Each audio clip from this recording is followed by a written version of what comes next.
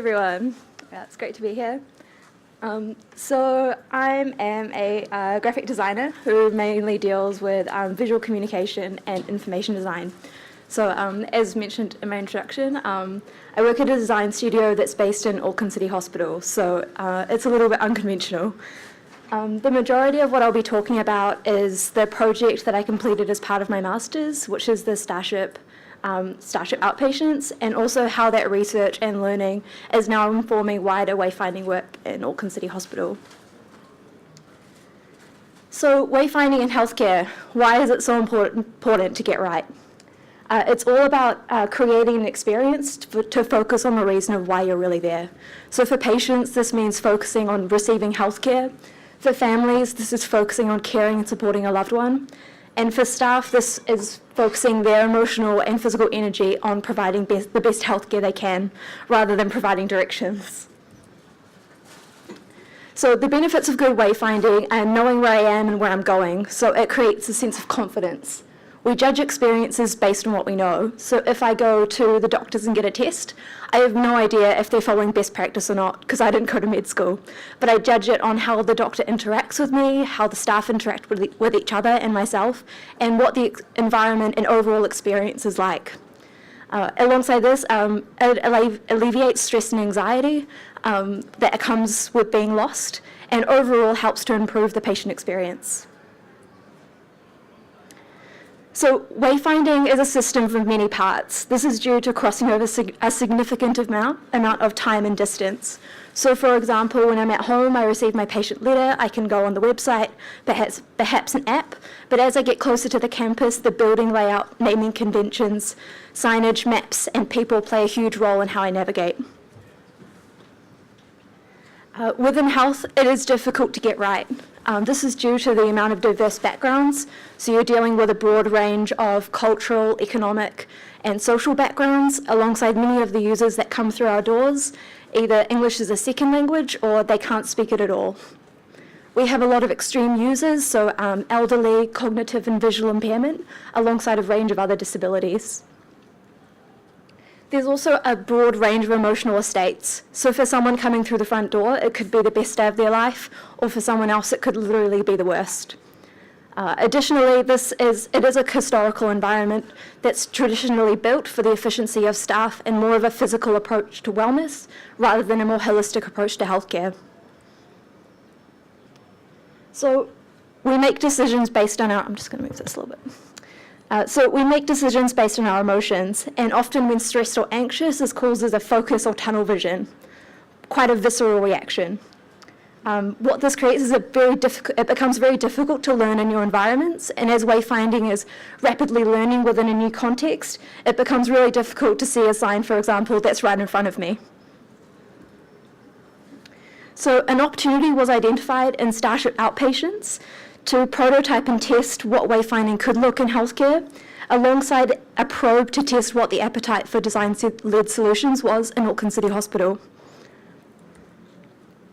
Within the department, staff had identified there was difficulty finding the range of clinics, for example, orthopedics or general medicine, finding the many wait rooms, and managing the multiple entrances and thoroughfares through the department. Due to the complexity and unfamiliarity of the space, I started mapping the end-to-end process. So right from the very first touch point of the service, when they were referred from the GP, right till when they left the hospital's front doors. Alongside this, I started mapping the additional factors to the experience. So for example, what information were they getting when, how could they access it, and what were the pain points in the experience. So through this, it revealed what the actual problem was. So for example, there was confusion between the destination and the clinic name. So people were looking for orthopedics, but they should actually be looking for the outpatient department where they would find the orthopedic clinic. Alongside, many families had found parking difficult, were arriving late, stressed or anxious. This was a well-known issue, but was not highlighted before coming to the campus. The route in the hospital itself was against intuition. So you would enter the building, go down a long corridor, up to level 2, outside the building, inside, up to level 3, and then, as you can see, the department is hidden behind the pillar right there.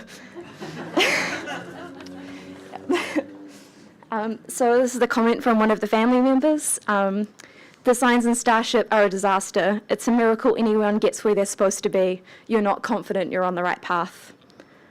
Choose one sign and use it consistently. No more laminated A4 pages everywhere and 2 to 3 signs saying the same thing.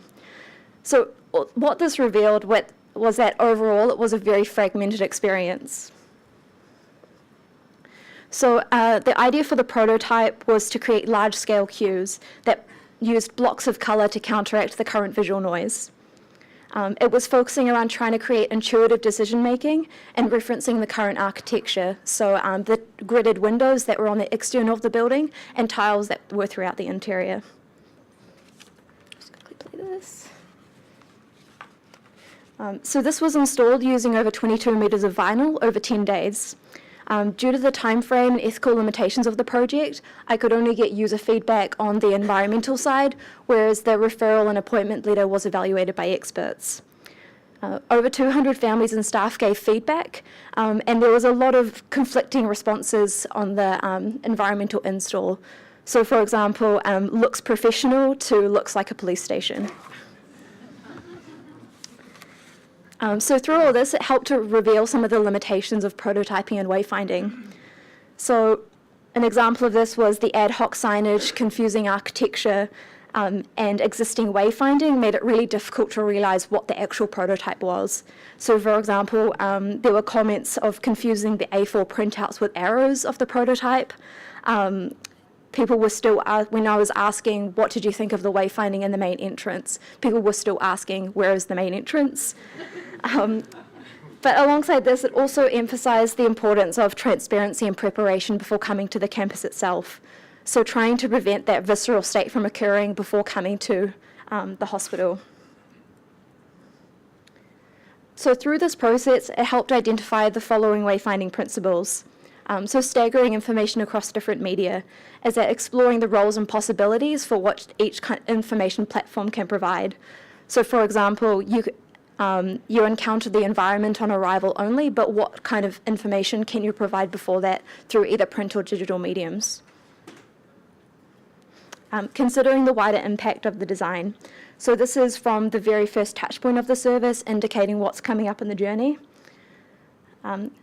Alongside that, healthcare is complex, and because of this, the healthcare and wayfinding experience are very much intertwined. So the newly designed appointment letter helps to navigate to the appointment, but also through the healthcare journey, which the purpose is to seek well-being.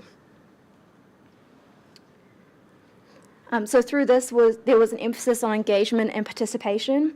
So moving from the previous appointment letter, which was just informing, to trying to create a dialogue. So for example, in this document here, having places for questions to ask your doctor, or showing what's coming up in your patient journey. Using pain points to identify interventions. So creating context to the whole campus by having a campus map, and being really transparent about transport and parking. Like for example, when the peak times of parking are and alternative modes to get to the campus. And cohesive information and design. So what you see in the letter matches what you see in the space, inspiring ease and confidence that you're on the right path. The final renders, while not implemented, the prototype seeks to provoke and engage the organisation, showing what the experience could be when the whole journey is addressed. Basically, it's not just signs on a wall. So onward at the DHW lab, we're prototyping large-scale, playful approaches, seeing what wayfinding can be, and this one is soon to be implemented. We're currently supporting a large-scale ward signage rollout and bringing design capability to support the Auckland DHB wayfinding strategy and creating a process of testing and evaluating wayfinding designs. We know small design projects aren't going to fix the hospital, but prototyping acts as a catalyst for larger-scale change. At the DHW lab, our mantra is making ideas tangible and testing before investing in large-scale solutions. A lot of what we do is not changing just the visual look and feel of something, but changing the attitudes towards visual communication. And lastly, it is really hard, and it's not just science. Thank you.